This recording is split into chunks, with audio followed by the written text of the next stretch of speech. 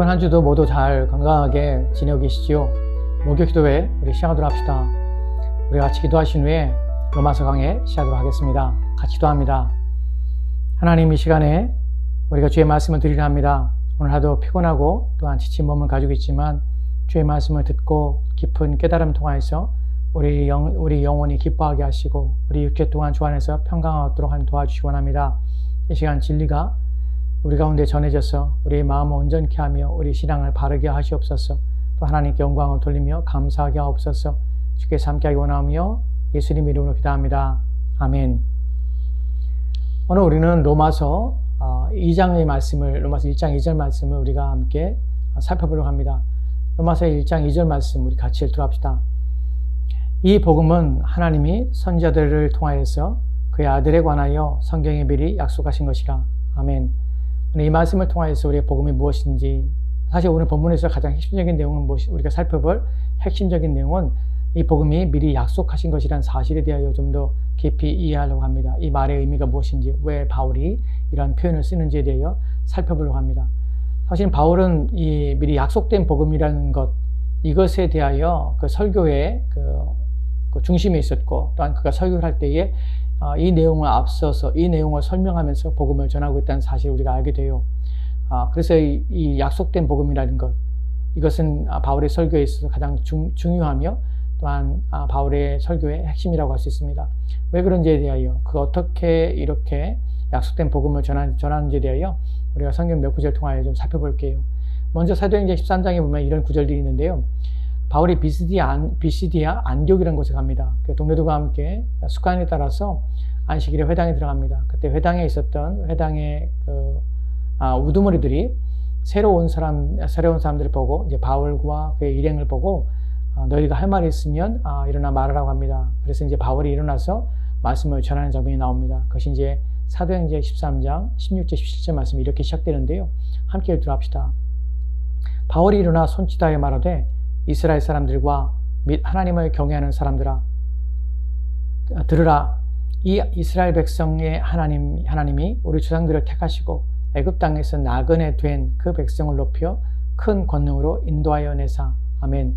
바울이 일어나서 유대인들에게 말씀을 전하기 시작합니다. 바울의 설교를 보면 바로 예수 그리스도를 바로 직접적으로 언급하거나 설명하려 하지 않습니다. 오히려 구약의 역사를 거론하는 것을 보게 돼요.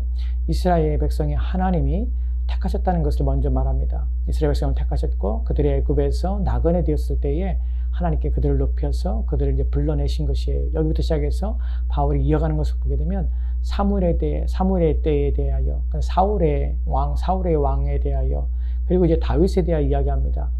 그의 설교 속에서 이런 앞에 있는 구약의 역사를 이야기하는 이유가 이제 우리가 살펴볼 내용 중에 미리 약속된 복음이라는 내용 속에 담겨져 있는 것이에요. 사실 바울이 하고 싶어하는 말의 핵심은 예수 그리스도입니다. 그래서 그 이야기 속에서 결론적으로 그의 설교의 결론에 해당하는 부분을 보면 이렇게 끝나는 것을 보게 되는데요. 사도행전 13장 22절 23절 말씀을 보면 이렇게 기록되어 있습니다. 같이 읽도록 합시다. 패하시고 다윗을 왕으로 세우사 증하라 이르시되 내가 이새의 아들 다윗을 만나니 내 마음에 맞는 사람이라 내 뜻을 다 이루리라 하시더니 하나님이 약속하신 대로 이 사람의 후손에서 이스라엘을 위하여 구주를 세우셨으니 곧 예수라. 그렇습니다. 복음의 핵심은 그 아들에 관하여요. 그래서 예수 그리스도에 관한 것이에요. 그렇기 때문에 예수 그리스도가 나와야 되는 것이에요. 하지만 그 예수 그리스도가 나오기까지 이 복음은 그냥 있는 것이 아니라 약속된 복음이라는 사실이에요. 미리 앞서 준비되었고 미리 앞서 알려졌다는 사실이에요. 그것에 대해 말하기 위해서 다윗이 패하시고, 즉 사울을 패하시고 하나님께서 다윗을 왕으로 세우셨습니다. 세우시고 이제 증언하여서 뭐라고 하시냐면 다윗을 보니 내 마음에 맞는 자라고 합니다. 그리고 내 뜻을 이루리라. 누굴 통하여서? 다윗을 통하여 이루리라 하고 하나님께서 결정하십니다. 그 뜻을 이루시는데 어떻게 뜻을 이루시냐면 다윗의 후손 속에서 예수 그리스도를 이제 세우시는 것이에요. 구주를 세우셨으니 곧 바로 예수라고 설명하고 있는 것이, 즉 바울의 설교 가운데서 그의 설교에 예수 그리스도가 중심성을 가지고 있지만 예수 그리스도를 증언하는 데 있어서 이 복음은 약속된 복음이라는 사실을 바울이 말하고 있는 것이에요. 이 부분이 중요한 이유에 대하여, 이 부분이 담고 있는 의미에 대해 이제 좀 더 깊이 살펴보려고 합니다. 우리가 또 한 구절을 볼 텐데 다윗의 설교의 내용이에요. 사도행전 17장이면 2절과 3절 말씀 이렇게 기록되어 있습니다. 같이 들어봅시다.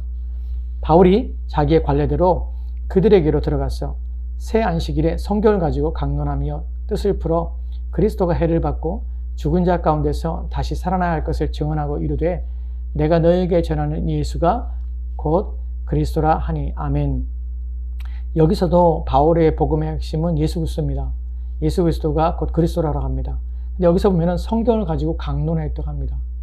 여기서 이제 성경이 말하는 성경이 무엇이냐면 구약 성경이에요. 지금 미리 약속되어야 할 때 이 약속된 복음은 어디부터 오냐면 구약부터 오는 것이죠. 근데 이 복음이 사실은 우리는 복음을 간단하게 생각합니다. 그래서 복음은 우리가 2절 말씀에서도 사실 이것도 복음이죠. 복음이 무엇인가 할 때 2절 말씀을 통해서 이 복음은 하나님이 선지자를 통하여서 그 아들에 관하여 성경에 미리 약속하신 것이라 라고 우리가 정의할 수 있습니다. 하지만 이 복음은 그렇게 간단하지 않습니다. 우리가 복음을 정의할 때 복음을 한 문장으로 우리가 압축하여 설명할 수 있는 것은 아닙니다. 물론 우리가 이렇게 압축할 수 있죠. 예수 그리스도에 관한 이야기라 맞습니다. 하나님의 아들에 관한 이야기라 맞습니다. 하지만 그 안에는 담아내야 될 것이 너무나 많다는 것이에요. 바울이 2절 말씀에서 이 약속된 복음, 성경에 미리 약속된 복음이라고 할 때 이것은 간단하게 심플한 의미 속에서 복음을 말하고자 하는 것은 아니에요. 그렇게 그것을 완전한 정의로서 말하는 것은 아니에요. 왜냐하면 이 안에 많은 것을 담아내기 때문에 이 필요한 것들에 대하여 우리가 이해하며 깨달아야 될 이유가 있다는 것이죠. 왜 그럴까요? 왜냐하면 우리가 읽었던 지금 사도행전 17장 2절과 3절 말씀에서 여러분이 보게 된 한 구절이 있습니다. 뭐냐면 3번 동안이에요. 새 안식일 동안. 본문에 보면 그들에게로 들어가서 새 안식일에 성경을 가지고 강론합니다. 그리고 뜻을 풀어서 해석하지요. 그리고 그리스도가 해를 받고 죽은 자 가운데서 살아나신 것에 대해서 증언합니다. 왜 복음이 심플하고 단순하게 설명할 수 있는 한 문장으로 또는 간단하게 우리가 정리해서 짧은 시간 내에 우리가 이해하며 또한 깨달을 수 있는 내용이라면 그것이 전부 우리가 소화할 수 있는 내용이라면 왜 3번이나 새 안식일 동안 바울이 들어가서 복음을 전했을까요? 또 에베소에서는 왜 바울이 몇 년 동안 에베소 교회에서 복음을 전하는 일들을 해야 됩니까? 이런 것들이 사실 우리는 복음이 간단하지 않다는 것이죠. 실제적으로 바울이 복음을 전할 때에 1장 2절 말씀에서 성경에 미리 약속하신 것이라 라고 할 때에 이 성경은 구약 성경을 말합니다. 그렇기 때문에 바울은 구약을 인용하고 또한 구약 속에서 복음을 발견하게 된 것이에요. 그가 전한 복음은 구약을 중심으로 해서 구약에 기록된 것들을 통해서 이제 그 복음이 나타난 그리스도를 통해서 복음이 무엇인지를 완전히 이해하게 된 것이에요. 그 시작은 어디부터냐면 구약부터 시작됐다는 것이에요. 이런 부분에서 우리는 성경에서 예수님의 증언을 통해서 이것을 확인하게 되는데요. 요한복음 5장 39절 말씀에는 예수님께서 이렇게 말씀하시는 걸 보게 됩니다. 요한복음 5장 39절 말씀 같이 들어합시다. 너희가 성경에서 영생 얻을 줄 생각하고 성경을 연구하거니와 이 성경은 곧 내게 대하여 증언하는 것이니라. 아멘. 예수님께서 이렇게 말씀하실 때에 지금 성경에 대하여 너희가 성경에서 영생 얻을 줄 알고 성경을 연구한다고 합니다. 근데 이 성경은 누구에 대한 거냐면 예수 그리스도에 대한 것이라고 예수님께서 말씀하고 있다는 것이에요. 여기서 성경은 여러분 신약 성경을 포함하고 있지 않습니다. 구약 성경을 포함하고 있습니다. 즉 구약 성경을 통해서 누구를 발견하게 되면 그리스도를 발견하게 되는 것이에요.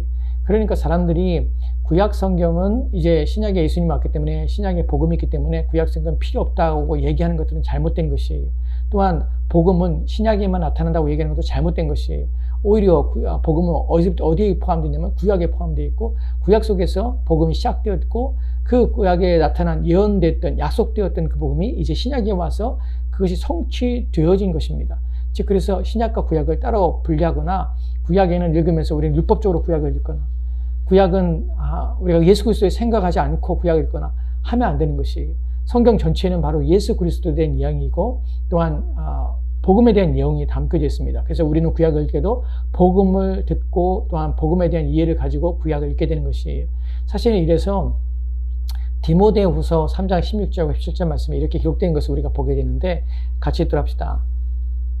모든 성경은 하나님의 감동으로 된 것으로 교훈과 책망과 바르게 함과 의로 교육하기에 유익하니 이는 하나님의 사람을 온전케 하여 모든 선한 일을 행할 능력을 갖추게 하려 함이라. 아멘. 본문에서 모든 성경은 하나님의 감동으로 된 것으로 라고 표현하고 있습니다. 그리고 교훈과 책망과 바르게 함과 의로 교육하기에 유익하다고 하지요. 근데 그래서 하나님의 사람을 온전케 하고요. 그리고 모든 선한 일을 행할 수 있는 능력을 갖추게 한다고 표현하고 있습니다. 이것이 성경이에요. 근데 여기서 말하는 성경에 물론 이후에 있을 신약 성경도 이런 것들을 배제한다고 할 수는 없습니다. 하지만 이 본문에서 말하고 있는 성경이라 할 때 구체적으로 이 성경은 1차적으로 무엇을 말하냐면 구약 성경을 말하는 것이에요. 즉 구약 성경을 통해서 우리는 복음을 듣고 구약 성경이 우리에게 교훈과 책망과 바르게 함과 의로 교육하기에도 충분히 유익한 것이에요. 우리는 그렇게 읽지 못하죠. 왜냐하면 구약에서는 우리 율법으로 보고 구약에서는 그리스도를 우리는 잘 찾아내지 못하기 때문에 그래요. 성경에서 복음이 시작될 때 어디서부터 시작합니까? 복음은 사실은 예수님이 이 땅에 태어나시는 순간부터 복음이 시작되었고 복음서에 분명하게 나타난 것은 사실입니다. 하지만 복음이 시작되었고 복음이 예언되어서 이제 복음이 출발한 장소는 사실은 신약이 아니죠. 어디서부터입니까? 창세기부터 시작합니다. 복음은 인간의 타락 때부터 하나님에 의해서 약속된 것이죠. 아담과 하와가 타락했을 때 하나님께서는 그들에게 복음을 약속하십니다.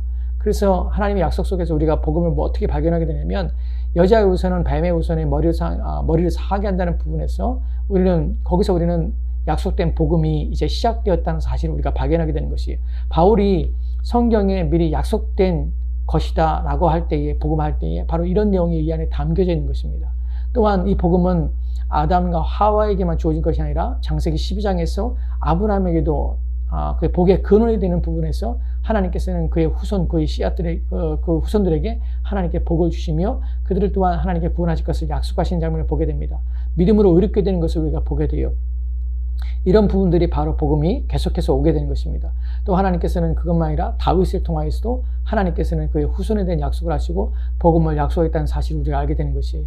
복음은 또한 구약에 그것만 아니라 아담과 하와 때만이 아니라 아브라함 때만 아니라 다윗 때만 아니라 또한 우리가 알다시피 12지파로 세워졌던 야곱의 후손 가운데 유다의 자손에게서도 하나님께서는 또 이 복음 그리스도를 예표하시고 또한 그리스도가 오실 것을 대해서 말씀하고 있습니다. 또한 우리가 시편에서 또한 서신서에서 우리는 그런 걸 발견하게 되죠.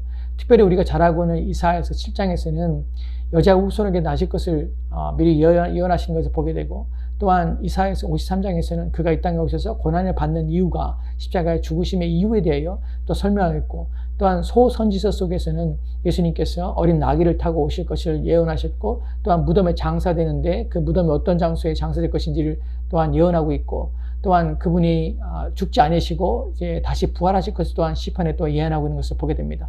이런 각종의 예언들이 하나씩 성취되어지는 것을 우리가 신약에서 이제 확인하게 되는 것이 즉 복음은 어디부터 오는가? 복음은 미리 약속된 것이 어디로부터요? 창세로부터 시작해서 이제 아담과 하와의 타락 속에서 이제 완전히 약속으로 주어지게 되고 이제 그래서 우리 가운데 보여주고 나타나게 되었다는 사실입니다. 이런 부분에서 이제 우리가 또 이어서 이제 우리가 살펴볼 것은 무엇이냐면 이 복음이 나타날 때에 누굴 통하여서 또 어떻게 누가 이렇게 하셨는가 하는 부분을 좀 살펴보도록 할게요. 이 부분에서 다시 한번 로마서 1장 2절 말씀을 다시 한번 읽도록 합시다. 같이 읽겠습니다. 이 복음은 하나님이 선지자를 통하여서 그의 아들에 관하여 성경에 미리 약속하신 것이라. 이 부분을 잘 생각해 봅시다. 이 복음은 하나님이 선지자를 통하여서요. 그리고 그 아들에 관하여서 성경에 미리 약속한 것이 우리는 지금 미리 약속되었다는 거 어디에? 성경에. 복음은 신약에만 있는 것이 아니라 복음서에 나오는 것이 아니라 구약 속에서 우리는 복음을 발견하고 그리스도를 발견해야 된다는 것이에요. 성경을 상고할 때 우리는 누굴 발견하면 그리스도 예수를 알게 되고 발견하는 것이에요. 여기도 더하여서 선지자를 통하여요. 매개체가 무엇이냐면 선지자를 통하여요. 바울이 선지자라고 할 때에 이 선지자는 우리가 좀 깊이 이해할 필요가 있습니다. 바울이 어떤 의미 속에서 선지자를 표현하고 있는지 그 정의에 대해 생각해 볼 필요가 있는데요. 바울이 선지자를 통하여서 그 아들에 관하여 성경에 미리 약속했다는 표현 속에서 우리는 이 선지자가 구약에 나오는 모든 선지자를 가리키는 것은 아닙니다. 1차적으로는 어떤 선지자냐면 바로 성경을 기록한 선지자들이죠. 선지자 중에서도 성경을 기록한 사람이 있습니다. 이 사람들이 1차적으로 바울이 의도하는 것이에요. 그러나 사실은 이 사람들만 아니라 바울이 선지자를 통하여라고 할 때의 이 선지자는 좀 더 포괄적인 의미 속에서 모든 자를 가리킵니다. 어떤 것도 포함지고 있냐면 바로 모세 오경을 또한 이 안에 가리키고 또한 시편도 이 안에 포함하고 있다는 사실을 우리가 알게 돼요. 왜냐하면 우리가 뒤에 나오는 내용 속에서 예수님의 언급 속에서 우리가 이런 것들을 발견하게 되거든요. 즉 바울의 의뢰 속에서 하나님은 어떻게 복음을 미리 약속하셨냐면 어디에 약속하셨냐면 선지자를 통하여 약속하시는데 이 선지자는 선지서를 기록한 성경의 기록자들만 아니라 여기는 모세 오경과 시편을 포함한 모든 것들을 모든 성경 기록한 자들을 포함하고 있다는 것이에요. 이 모든 구약 성경을 통해서 하나님께서는 복음을 약속하셨고 또한 복음을 준비하셨으며 복음을 성취해 가고 계셨다는 사실이에요. 우리가 이런 부분들을 어떻게 이해하게 되면 누가복음 24장 44절과 45절 말씀에서 예수님께 이렇게 말씀하시는 걸 보게 됩니다. 같이 들어가겠습니다. 또 이르시되 내가 너희와 함께 있을 때에 너희에게 말한 바 모세 율법과 선지자의 글과 시편의 나를 가리켜 기록된 모든 것이 이루어져야 하리니 한 말이 이것이라 하시고 이에 그들의 마음을 열어 성경을 깨닫게 하시고 아멘. 본문에 보면 예수님께서 모세 율법과 선지자의 글과 또한 시편의 나를 가리켜 기록된 모든 것이 이루어져야 하리라 라고 예수님께서 말씀을 보게 됩니다. 그리고 이제 마음을 열어서 성경을 깨닫게 하십니다. 본문의 성경을 깨닫게 하신다는 이 성경이라는 표현을 구약 성경이 말하죠. 즉 바울이 선지자를 통하여서 하나님의 선지자를 통하여서 그 아들에 관하여 성경에 미리 약속하신 것이라고 할 때에 그 성경도 구약성을 말하고 있고 또한 예수님께서도 자신에 대해 말할 때에 이 모든 것 자신에 대해 기록하고 있느니라 이것이 성취되어야 하리라 라고 말씀하실 때 어디에 있는 글이냐면 모세의 글과 또한 선지자들의 글과 또한 시편을 통하여 시편이 모두가 나를 가리키고 있다는 사실을 지금 말씀하고 있다는 것이에요. 이제 마지막으로 가장 중요한 부분을 살펴보려고 합니다. 로마서에 우리가 읽었던 1장 2절 말씀에서 이 복음은 하나님이 선지자를 통하여서 그 아들에 관하여 성경에 미리 약속하신 것이라고 말씀하셨습니다. 우리가 이제 살펴봤던 것은 미리 약속했다는 것이 무엇인가, 또한 언제 약속했던 것인가, 성경이라는 것이 무엇인가, 그리고 선지자에 대해서 선지자를 통하여서라는 것이 어디에 기록된가 하는 부분을 살펴봤어요. 이제 이 모든 것을 이루신 분이 누군가 하는 부분입니다. 바로 1장 2절 말씀의 핵심이죠. 주어인 이 복음은 누가요? 하나님이 하신 것이 하나님이. 사람에서 난 것이 아니에요. 바울이 말하고자 하는 핵심이 바로 그것입니다. 이 복음은 누가 준비하고 누가 마련한 것입니까? 하나님이 준비하시고 하나님이 마련하신 것이에요. 언제부터요? 창세로부터. 하나님께서는 우리가 성경을 통해 우리가 알게 되는 것은 인간의 타락에 대해서 타락한 후에 하나님께서는 이미 복음을 마련하셨고 그 복음을 진행시켜 오신 것이에요. 그리고 끊임없이 하나님께서는 그 일을 이루어 가신 것이에요. 그래서 성경을 기록할 때에 우리가 이 복음이 성경에 기록되어 있지만 이 구약 성경에 기록한 모든 기록자들은 자신들이 이것을 고안해내거나 자신들이 이것을 상황과 환경을 보고 자신들이 지어낸 것이 아니란 사실을 성경이 말하고자 하는 것이에요. 바울이 말하고자 하는 바로 그것입니다. 하나님이 약속하신 것이에요. 누구를 통하여서? 선지자를 통하여 약속하셨고 어디에 약속했냐면 성경에 약속한 것이에요. 즉 성경에 약속된 모든 기록들은 사람에 의해서 되진 것이 아니고 사람이 고안하거나 사람이 창조하거나 사람이 지어낸 말이 결코 아니라는 사실이에요. 이런 부분에서 베드로 후서 1장 20절과 21절 말씀에 이렇게 기록된 것을 보게 됩니다. 같이 읽도록 합시다. 시작. 먼저 알 것은 성경의 모든 예언은 사설에 풀 것이 아니니 예언은 언제든지 사람의 뜻으로 낸 것이 아니요 오직 성령의 감동하심을 받은 사람들이 하나님께 받아 말한 것입니다. 아멘. 본문에 보면은 베드로가 이렇게 말합니다. 먼저 알 것은 성경의 모든 예언은 사설에 풀 것이 아니라고 그래요. 한글 성경은 이 부분이 사설에 풀 것이 아니라고 말하는 것이 마치 우리가 해석할 때에 그냥 개인적으로 해석하지 말라라고 이해하는 것처럼 본문을 읽게 됩니다. 하지만 원문의 의미는 그런 의미 아니에요. 원문에서는 듣는 자가 이것을 어떻게 들을 때, 해석할 때 어떻게 해석해야 되는가 하는 부분에서 사사롭게 개인적으로 해석하지 마라고 말하는 것처럼 읽혀지지만 사실은 원문의 의미는 개인적인 생각을 가지고 쓴 것이 아니라는 것을 의미해요. 성경의 모든 예언은 개인이 쓰는 자가 개인적으로 자기의 생각을 가지고 또한 자기가 묵상해서 자기가 살펴보고 판단해보고 또한 고민해봐서 이렇게 써야 되겠다 하고 쓴 것이 아니라라는 표현이 바로 모든 성경의 예언은 사설에 풀 것이 아니라 이런 말의 의미입니다. 즉 모든 성경은 개인이 만들어낸 창작물이 아니라는 사실이에요. 이 부분에서 그 다음에 나오는 내용을 보면요, 예언은 언제든지 사람의 뜻을 하는 것이 아니요 라는 표현이 더 확증을 주는 것이에요. 즉 사람이 낸 것이 아니라 사람의 뜻으로 난 것이 아니라는 표현 속에서 이 뜻이라는 것이 기원이에요. 그러니까 이 복음은 기원이 사람이 아닙니다. 우리가 앞서 살펴볼 때 바울의 복음의 기원에 대해서 살펴볼 때 바울의 기원의 복음은 어디냐면 바로 그리스도의 계시거든요. 갈라디아에서 그는 그렇게 말합니다. 내 복음의 기원은 바로 예수 그리스도의 계시라. 사람의 난 것이 아니라. 이런 강조 속에서 우리가 알게 되는 것이 무엇이냐면 모든 성경은 하나님의 감동으로 됐다는 사실을 성경이 말하는 것을 우리가 좀 깊이 깨달을 필요성이 있습니다. 하나님께로 난 것이고 하나님께서 기원하시고 하나님께서 마련하시고 하나님께서 성취하셨다라는 것이 복음에 대한 성경의 복음에 대한 증언이고 바울이 말하고자 하는 것이에요. 왜 그럴까요? 여기는 첫 번째 이유가 있습니다. 바울이 말하고자 하는 핵심은 이것에 대하여 이 복음에 대하여 사람이 기원하지 않았다는 것은 이것은 신적인 권한과 신적인 능력이 이 안에 담겨 있다는 것을 우리 가운데 확인시키기 위함입니다.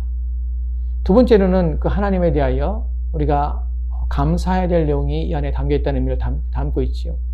하나님이 일을 하셨으므로 우리는 거기에 대하여 우리가 행한 것이 하나도 없고 그러면 우리가 그것을 대할 때에 우리가 어떻게 대해야 될까 하는 우리의 대함의 자세와 태도가 있는 것이에요.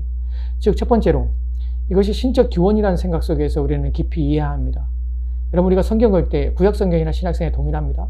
하나님의 감동은 됐어요. 하나님께서 그들의 마음에 그 기록자의 마음을 움직이신 것이에요.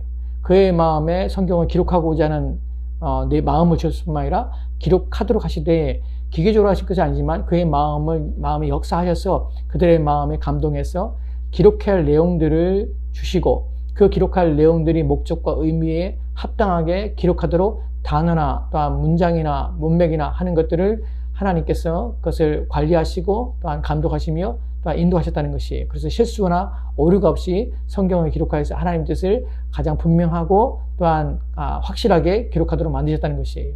이것이 하나님께서 성경을 기록하실 때 하셨던 일입니다. 우리는 그렇게 이 성경의 하나하나의 내용들, 말씀들을 어떻게 받아야 되냐면 신적인 감동을 받아서 하나님이 우리 가운데 직접 기록하신 것으로 인식하며 그래서 우리는 이제 신적 권한을 가지고 하나님의 말씀을 읽어야 되는 것이에요. 그러니까 우리는 구약에서 우리는 필사들이 있다는 사실을 압니다. 서기관들이 이제 처음에는 필사를 했죠. 그때 우리가 역사적으로 볼 때 유대인들이 성경을 필사할 때 하나님의 이름을 쓸 때마다 붓을 빨고 또한 자신을 경건하게 하고 자세를 가다듬고 해서 하나님의 이름을 쓰게 되는 것들을 우리가 알고 있습니다.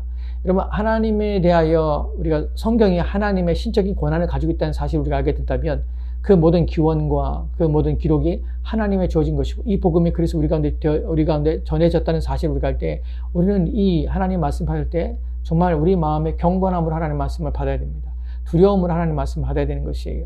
그러니까 어떤 사람들은 하나님 말씀 받을 때 자기가 마음에 드는 부분들은 취하고 듣기 싫은 부분들은 취사 선택하여서 버리거나 듣지 않거나 또한 그것에 대해 마음에 두지 않고 받지 않는 경향들이 있습니다. 여러분 그러면 안 됩니다. 우리가 이해가 되든 이해가 되지 않든 그것을 우리는 적극적으로 그것을 받으며 또한 수용하려는 마음의 자세와 태도를 가져야 되는 것이 때로는 하나님 말씀의 전체가 이해가 되지 않을 수 있습니다. 또 의심이 마음에 들 수 있습니다. 그것이 나쁜 것은 아닙니다. 그것이 잘못된 것도 아닙니다. 왜냐하면 우리의 이성의 연약함 때문에 그럴 수 있는 것이에요. 하지만 중요한 것은 우리의 이성의 연약함 때문에 또한 우리가 이해의 부족 때문에 하나님 말씀을 어렵다고 해서 등한시하거나 그것을 받으려 하지 않거나 그것에 대하여 우리 마음에 거부감을 갖는 것은 죄라는 것이에요. 우리는 비록 우리의 이성이 그것을 다 이해하지 못한다 할지라도 우리는 하나님 말씀을 대할 때마다 그것을 수용하며 그것을 받으며 그것을 믿음으로 받고자 하는 마음을 가지고 우리의 의지와 마음은 그것에 참여하고자 하는 생각들을 가지고 우리는 말씀을 들어야 한다는 것이에요. 이것이 복음을 받는 자의 자세예요. 바울이 이것이 하나님부터 기원한 것이다. 하나님이 성경에 약속된 것이다. 선지자를 통하여서 그때 우리는 하나님이 너에게 주신 것이다 할 때에 우리는 이 말씀을 어떻게 더 경건함으로 또한 거룩함으로 이 말씀을 받을 때 우리 마음에 이 말씀에 온 힘을 다해서 열심을 다해서 이 말씀을 받아야 한다는 것이에요. 사실은 우리가 성경에서 사도행전 17장 11절 말씀은 베레아 사람들이 나옵니다. 이 베레아 사람들은 되게 더욱 신사적이라고 표현을 쓰죠. 근데 어떤 면에서 이 사람들이 더 너그럽고 신사적이라고 표현을 쓰냐면 이들은 하나님 말씀을 받을 때 그 말씀이 그런가요? 그 말씀을 날마다 상고했다는 표현을 씁니다. 상고했다는 의미가 연구하고 또한 그것을 적극적으로 실천해보고 또한 점검해보고 시험해보고 하는 것들을 상고했다는 단어의 의미들인데요. 하나님 말씀을 할 때 간절함으로 받습니다. 왜냐하면 그것은 하나님 말씀이기 때문에 그래요. 우리가 설교를 들을 때나 또 우리 가르침 받을 때 우리는 그것이 사람의 지어낸 말이라고 생각하면 안 돼요. 우리가 적어도 성경에 기록됐고 성경이 말하고 있는 내용을 가르칠 때 우리는 그 말씀을 받을 때 우리 마음과 자세는 달라져야 한다는 것이에요. 또 하나, 우리가 성경에서 또 보게 되는 또 다른 교훈들이 있죠. 하나님 말씀을, 이 성경을 들을 때에 또 바울이 전하는 복음을 들을 때 이것은 하나님 말씀을 받았던 자들이 있습니다. 누가 그랬냐면 데살로니가 교인들이 그랬어요. 그 데살로니가 2장에 오면은 2장 14절 말씀에는 그들이 하나님 말씀 받을 때 어떻게 받은 우리가 복음을 들을 때 어떻게 들었냐면 하나님의 말씀으로, 사람의 말로 듣지 아니하고 하나님의 말씀으로 받았다고 합니다. 사실은 여러분이 데살로니가 전서를 읽다 보면 데살로니가 교인들이 보통 사람들이 아니에요. 그들이 얼마나 능력이 나타나고 그들이 복음 믿을 때에 얼마나 놀라운 일이 일어나는지, 그래서 그들이 가지고 있는 그 믿음과 신앙이 온 아시아에 다 퍼지게 됩니다. 왜 그러냐면 복음을 그들이 받을 때 어떻게 받았냐면 하나님 말씀을 받아서, 어떻게 하나님 말씀을 받았느냐, 성령을 통해서 하나님 말씀을 받았냐 하는 것이 증명이 되냐면 그들의 삶이 바뀌었다는 것이에요. 그들이 어떻게 우상으로 떠났으며 어떻게 돌이켰으며 그리고 그들이 여지껏 살았던 삶을 어떻게 바꿨냐 하는 부분이죠. 저와 여러분에게 중요한 것이 있습니다. 이 부분에서 이 데살로니가 교인들의 모습 속에서 우리가 비춰질 때에 우리가 이 복음을 하나님, 이 성경에 기록된 말씀을 받을 때 이것을 하나님 말씀을 받게 되면 우리 삶이 바뀌어지게 돼요. 왜요? 그래서 신적 권위를 가지고 있으니까. 살아계신 하나님이 나에게 하시는 말씀이니까. 그러니까 우리는 그것을 가감할 수가 없어요. 그래서 취사 선택할 수가 없어요. 우리는 이렇게 하나님 말씀을 받아야 합니다. 바울이 말하고자 하는 것이 바로 그것이에요. 이 복음은 누구냐면 하나님께로 온 것이다. 성경에 미리 약속하신 것이고, 이것이 이제 구약 성경을 통해서 읽을 때 누구를 보게 되면 그리스도를 보는 것이고, 우리는 그것을 통해서 이것이 사실임을, 미리 약속되었던 것이 성취되어서 지금 너에게 나타난 분, 그래서 그분이 이루신 모든 것들이 바로 성경에 기록된 약속된 것이 성취된 것이고 그분이 바로 예수 그리스도다 하고 증언하는 것이에요. 우리가 어떻게 그리스도가 우리의 주님인지 어떻게 압니까? 그의 십자가의 죽으심이 우리의 죽음인지 어떻게 압니까?